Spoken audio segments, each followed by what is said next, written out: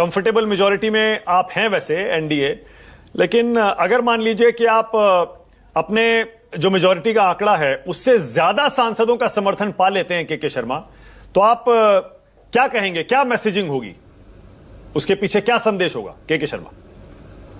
देखिए मानक जी, ये तो लगभग निश्चित है कि एनडीए जो है, एनडीए के जो उम्मीदवार हैं वो चुनाव जीतेंगे उपराष्ट्रपति पद का। अब रही बात कि इसमें क्रॉस वोटिंग क्या हुई है और कितना हम वोट बढ़ा पाएंगे, ये सब तो परिणाम आने के बाद ही उस पर वार्ता हो सकती है। मैं उसके पहले कोई फोरकास्ट नहीं कर सकता, लेकिन मैं इतना जरूर कह सकता हूं कि हमने बड़ी संजीदगी के साथ में, एनडीए ने बड़ी संजीदगी के साथ में इस चुनाव को लड़ा है। और अभी आप जिक्र कर रहे थे कि हमारे लोग की कार्यशाला हुई, ये हुआ। मैं आपको बताना चाहता हूं कि यह उपराष्ट्रपति का पद देश के सर्वोच्च 2 बड़े पदों में से एक पद है और उसका चुनाव है। भारतीय जनता पार्टी कोई भी चुनाव को जो है उससे हर चुनाव को हम गंभीरता से लेते हैं और उसके लिए जितना भी हम कर सकते हैं निश्चित रूप से करते हैं। और यही कारण है, चाहे वो पंचायत का चुनाव हो, नगर निगम का चुनाव हो, या फिर विधानसभा हो, या लोकसभा हो, या अन्य किसी पद का हो, हम हर चुनाव को गंभीरता से लेते हैं। हम किसी भी चुनाव को हल्के में नहीं लेते। और यही कारण है कि जब हम जो है हमारा जीतने का या जनता का जो जन समर्थन है हमको मिलता है, क्योंकि उनपे एक गंभीरता दिखती है। दूसरी तरफ एक विपक्ष का रवैया भी इस देश के अंदर है। वो चुनावों को कितनी गंभीरता से लेते हैं वो जाने। यहाँ कई विश्लेषक बैठे हैं, वो बहुत सी चर्चाएं आएंगी तो बता देंगे कि किस तरह से चुनाव को लेते हैं। हाँ, लेकिन एक बात जरूर है, चुनाव हारने के बाद वो ज्यादा गंभीर होते हैं। फिर उनको जो है झूठ फैलाना, अराजकता के वातावरण पैदा करना, फिर वो वोट चोरी, ये चोरी, वो चोरी, ईवीएम खराब, ये खराब, इसमें उनकी गंभीरता बहुत है। वो चुनाव में उतने गंभीर नहीं है। मैं हरियाणा चुनाव के संदर्भ में स्वयं रहा हूं, चुनाव में बता सकता हूं, मुझे पता है हरियाणा में क्या हो रहा था। आप महाराष्ट्र का चुनाव देख लीजिए, अन्य अभी बिहार में ही देख लीजिए।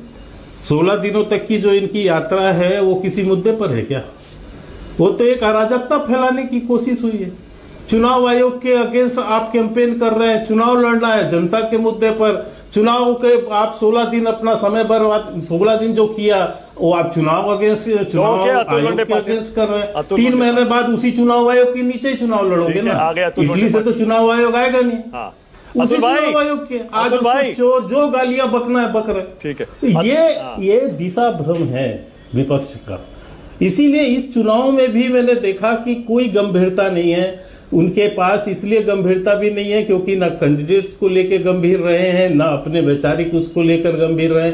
हर जगह एक केवल कैसे हम अराजकता कर बात कर सके, यही एक। अच्छा ठीक है, ओके के शर्मा, ओके एक सवाल और विपक्ष को के शर्मा, एक सवाल गंभीर होना चाहिए। एक सवाल और जी, आपने अभी एक बार नहीं, 2 बार नहीं, कम से कम 10 बार ये कहा विपक्ष गंभीर नहीं है।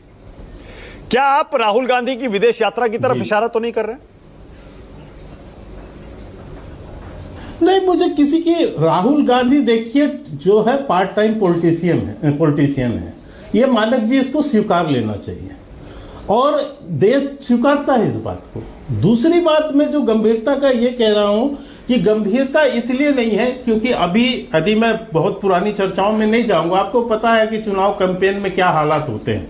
हमने, जब मैं आपको हरियाणा का उदाहरण दे रहा था जो कि मेरे सामने की घटनाक्रम है, तो मैं आपको बता सकता हूं, मैं मध्य प्रदेश का भी बता सकता हूं जहां वहां भी मैं प्रभारी रहा हूं, मैं यूपी के समय भी रहा हूं। तो मैंने देखी है इस तरह से कि वहां पर ये गंभीरता नहीं। और दूसरी बात, मुद्दों पर नहीं है उनको वहां पर एक तरह की सनसनी फैलाना। आप हरियाणा में चुनाव कैंपेन सुन रहे थे, किस तरह के भाषण थे, तो इससे आप समझ सकते हो। जलेबी कांड आपको पता होगा। ये इस तरह की चीजें जब आती हैं चुनाव में तो लगता है कि विपक्ष जो है वो गंभीर नहीं है, वो केवल दोषारोपण के लिए। आप बोलिए जरा, पहले तो ये बताइए अतुल भाई, अभी तक